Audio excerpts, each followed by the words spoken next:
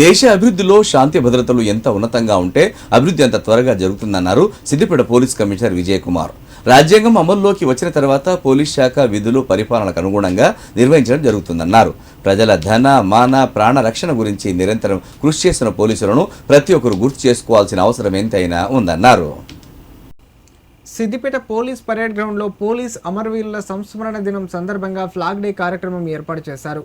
Police commissioner Vijay Kumar, additional డీసీపీలు admin CH Kushalkar, AR additional DCP Subhash Chandrabose, జిల్లా police అధికారులు, పోలీస్ అమరుల కుటుంబ సభ్యులతో కలిసి అమరవీరుల స్తూపం వద్ద పుష్పగుచ్చాలు ఉంచి శ్రద్ధాంజలి ఘటించి 2 నిమిషాలు మౌనం పాటించారు.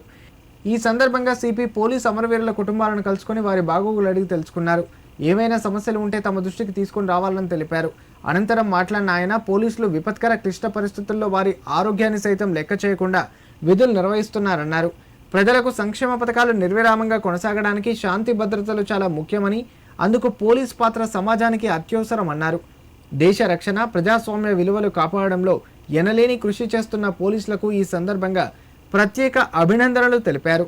ఈ కార్యక్రమంలో పోలీస్ అధికారులు, సిబ్బంది పాల్గొన్నారు.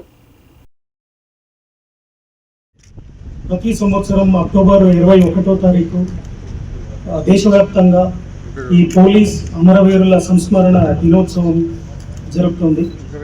సిద్దిపేట పోలీస్ కమిషనరేట్లో కూడా ఈ సంవత్సరం నేను చార్జ్ తీసుకున్న తర్వాత ఈ పోలీస్ అమరవీరుల సంస్మరణ దినోత్సవంలో పాల్గొనడం జరుగుతుంది.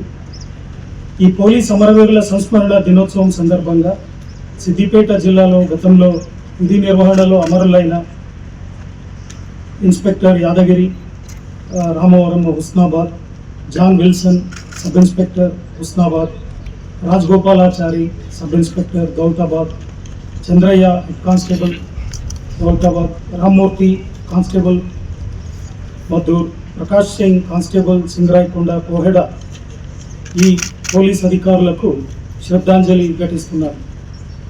మరియు వారి కుటుంబ సభ్యులకు ప్రభుత్వము, జిల్లా యంత్రాంగము తరపున ఎప్పుడు అండగా నిలుస్తున్నామని తెలుపుతున్నారు.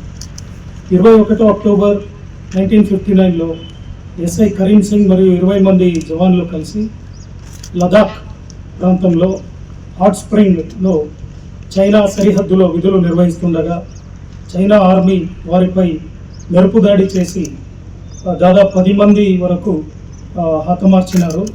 అప్పటి నుండి దేశవ్యాప్తంగా విధి నిర్వహణలో పశువులు బాసిన పోలీసులను స్మరిస్తూ ప్రతి ఏడాది అక్టోబర్ 21వ తారీఖున పోలీసు అమరవీరుల సంస్మరణ దినోత్సవముగా పోలీస్ ఫ్లాగ్ డే జరుపుకోవడం ఆ పవిత్ర స్థలం నుండి ప్రారంభమైంది.